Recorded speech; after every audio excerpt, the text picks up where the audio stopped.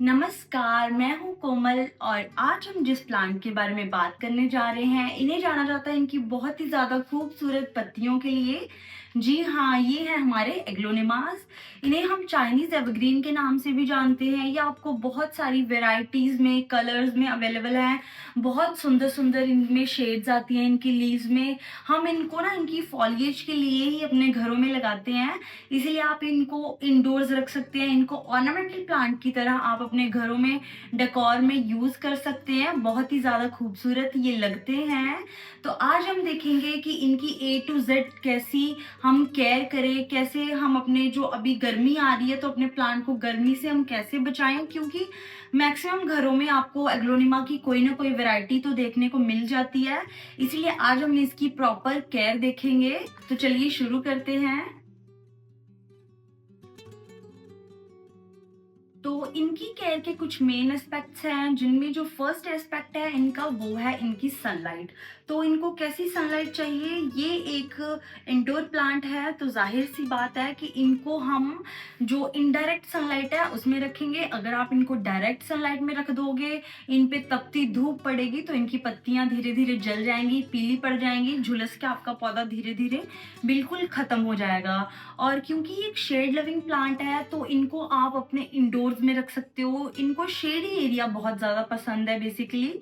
और जिन लोगों को अक्सर क्वेश्चन रहता है कि हमारे घर पे धूप नहीं आती है, हम अपने ऐसे कौन सा प्लांट लगाएं अपने घर पे जहाँ पे जो पौधा बहुत अच्छे से चले, तो उनके लिए ये बेस्ट ऑप्शन है। अगर आपके घर पे धूप नहीं आती है तो एग्लोनिमा से बेटर ऑप्शन आपके घर पे कुछ हो नहीं सकता, क्योंकि बहुत सारे अलग अलग कलर्स और वेराइटीज में आता है। तो एग्लोनिमा से ही आपका जो गार्डन है वो कलरफुल हो जाएगा। तो सेकंड पॉइंट है टेम्परेचर, कि इनको कैसा टेम्परेचर चाहिए। तो अगर हम टेम्परेचर की बात करें तो 20 से 35 डिग्री का जो टेम्परेचर है वो इनके लिए बहुत फेवरेबल है। उसमें ये बहुत अच्छे से थ्राइव करते हैं। अगर 20 डिग्री से कम टेम्परेचर हो तो मतलब कि अगर ज्यादा ठंड हो तब भी ये आपका जो प्लांट है डोरमेंसी में चला जाता है। और अगर 35 से ज्यादा टेम्परेचर हो जाए, मतलब हार्श समर्स आ जाए जब लू चलती है, तब भी ये आपका जो प्लांट है ग्रोथ नहीं करता है। तब भी इसकी जो ग्रोथ है वो बहुत ही स्लो डाउन हो जाती है। इसीलिए जो इसका फेवरेबल टेम्परेचर है वो 25 से 35 है। और जब ज्यादा समर्स हो तो आप इनको इंडोर्स ही रखें। अगर आपने अपने प्लांट्स को आउटडोर रखा है तो उनको आप इंडोर शिफ्ट कर सकते हैं, जहां इन पे गर्म जो लू है वो ना चले।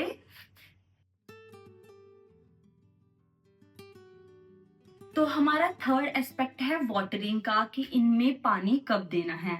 तो अगर जहां तक पानी की बात है तो ये इंडोर प्लांट है तो डायरेक्ट सनलाइट मिट्टी पे नहीं पड़ेगी। डायरेक्ट सनलाइट नहीं पड़ेगी तो जल्दी से इसकी मिट्टी सूखेगी नहीं, और मिट्टी जल्दी नहीं सूखेगी तो आपको इसमें जल्दी जल्दी पानी नहीं डालना। जब ऊपर की जो टॉप लेयर है वो 2 से 3 इंच तक सूख जाए, फिर आपको इसमें पानी डालना है। जैसे आप जीजी प्लांट में और स्नेक प्लांट में डालते हो कम वाटरिंग, वैसे ये कम वाटर में अच्छा रहता है। ओवर वाटरिंग होगी तो आपका प्लांट डेफिनेटली खराब हो जाएगा।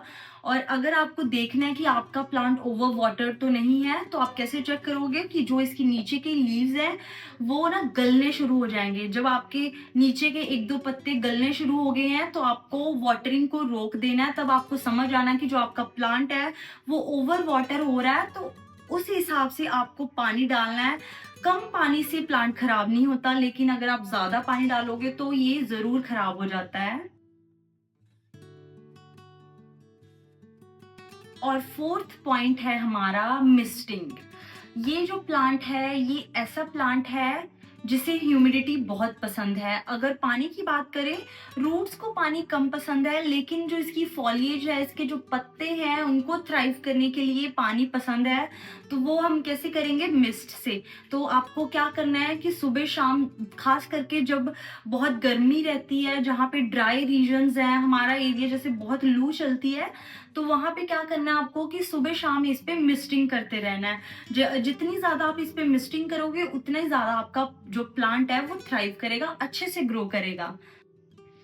और नेक्स्ट पॉइंट पे जाने से पहले आप लोगों को याद दिला दूं कि प्लीज़ मेरे वीडियो को लाइक कर दें, क्योंकि आपके एक लाइक से हमारे वीडियो का रीच बढ़ता है।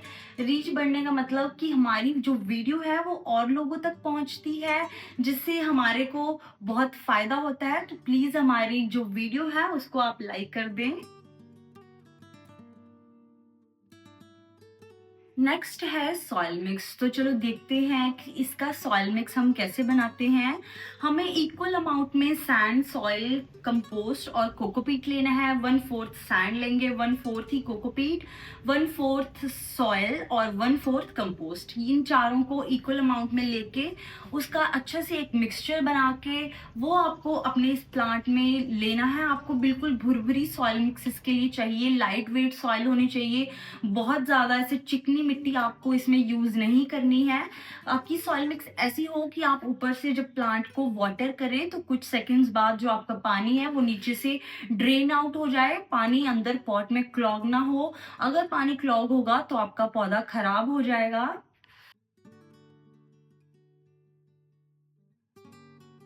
हमारा सिक्स्थ पॉइंट है फर्टिलाइजर्स का। तो जो ये एग्लोनिमास है ये बहुत ही ज़्यादा सिंपल प्लांट है, इनको बहुत ज़्यादा फर्टिलाइजेशन की ज़रूरत नहीं पड़ती है।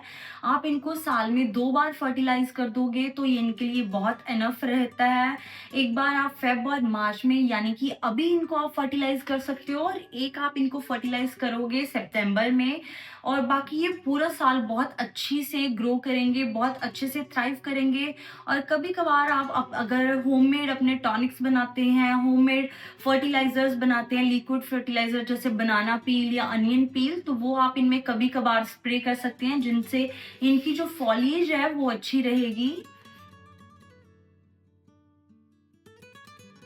तो नेक्स्ट पॉइंट है इसका प्रोपगेशन का, कि आप इसको एक प्लांट से ज़्यादा प्लांट कैसे बना सकते हो, इनको मल्टीप्लाई कैसे कर सकते हो और इनको प्रोपगेट कैसे कर सकते हो। तो एक जो बहुत सिंपल सा मेथड है कि आपको इसमें जब न्यू न्यू पप्स निकल आते हैं, नए नए जो प्लांट्स हैं यहाँ पे साइड से निकल आते हैं, आपको पॉट को, उसको मिट्टी को पॉट से बाहर निकालना है और उनको अलग अलग करके लगा देना। और जो दूसरा मेथड है वो है इसका कटिंग से, कि आपको कटिंग से इनको इजीली प्रोपगेट आप कर सकते हो। तो चलिए देखते हैं कि हम इनको कटिंग से कैसे प्रोपगेट कर सकते हैं।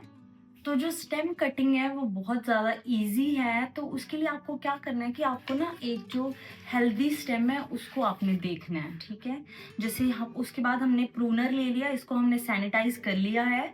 तो ये जो स्टेम है आप देख सकते हैं यहाँ पे, ये देखिए, ये मेरे 2 प्लांट्स हैं। तो इसकी हम कटिंग कर लेंगे, इसको अच्छे से हम सैनिटाइज करके इसको यहाँ से कट कर लेते हैं। ये देखिए, ये प्लांट हमने अपना कट कर लिया है, ये हमने स्टेम कटिंग ले ली है। यहाँ पे ये जो एक्स्ट्रा लीव है इसको हटा देते हैं। उसके बाद आपको इसको डायरेक्ट यहाँ पे पानी में रख देना है।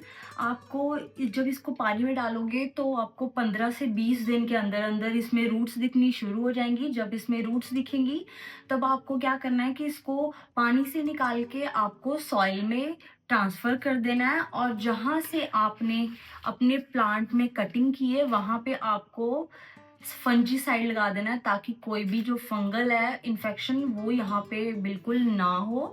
तो ये बहुत इजी मेथड है प्रोपगेशन का। यहाँ पे आपके जो चांसेस है प्लांट के सरवाइव करने के वो ज़्यादा रहते हैं।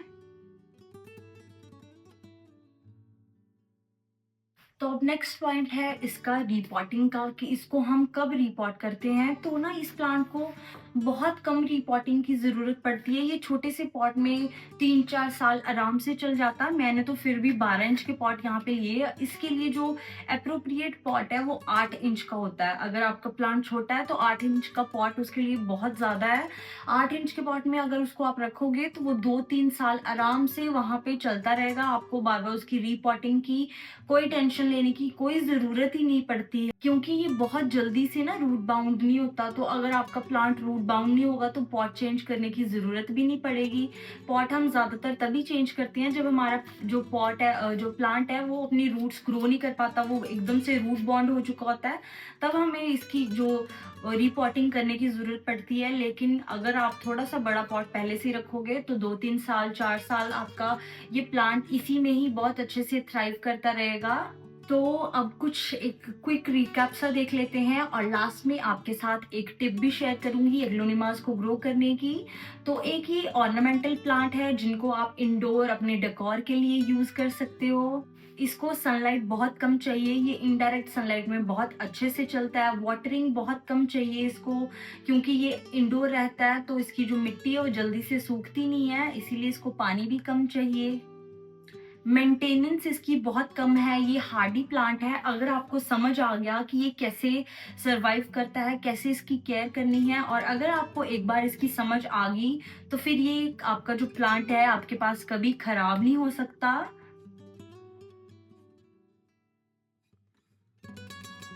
और जो एक प्रो टिप है इसको ग्रो करने की, वो ये है कि जब भी आपको इसमें बर्ड्स दिखते हैं, यानी कि ये जो स्पैडिक्स इसका होता है, जब ये आपको दिखता है, इसमें जब फ्लावरिंग होनी शुरू होती है, तो आपको इसको टाइमली रिमूव कर देना है, क्योंकि इसका कोई फायदा नहीं होता। हमें सिर्फ इसकी फॉलिएज चाहिए, इसके ये खूबसूरत सुंदर सुंदर पत्ते चाहिए। तो अगर आप इसके जो स्पैडिक्स को रिमूव करते रहोगे तो आपका प्लांट बहुत जल्दी ग्रो करेगा। अगर आप इसको रिमूव नहीं करोगे तो ये फ्लावर तो आपको दे देगा, लेकिन ये बहुत ही स्लो डाउन हो जाएगा, इसकी ग्रोथ बहुत धीरे धीरे धीरे धीरे होगी। तो आप कोशिश करें कि इसके बर्ड्स को जब ये फॉर्म होना शुरू हो तब भी रिमूव कर दे, ताकि ये प्लांट की एनर्जी कंज्यूम कर ही ना पाए और हमारा प्लांट हेल्दी ग्रो करता रहे। तो आज हमने इस प्लांट के बारे में A to Z सारी जानकारी ले ली है, कैसे इसकी केयर करनी है, कैसे इसको गर्मियों में बचा के रखना है, इसकी प्रोपगेशन कैसे करनी है, इसमें वाटरिंग कैसे करनी है, इसको लोकेशन कौन सी देनी है। तो अगर आपको हमारी वीडियो थोड़ी सी भी यूजफुल लगी हो तो प्लीज़ हमारे वीडियो को लाइक करें, चैनल को सब्सक्राइब करें और यूं ही अपना सपोर्ट दिखाते रहें। Thanks for watching. Radhe Radhe.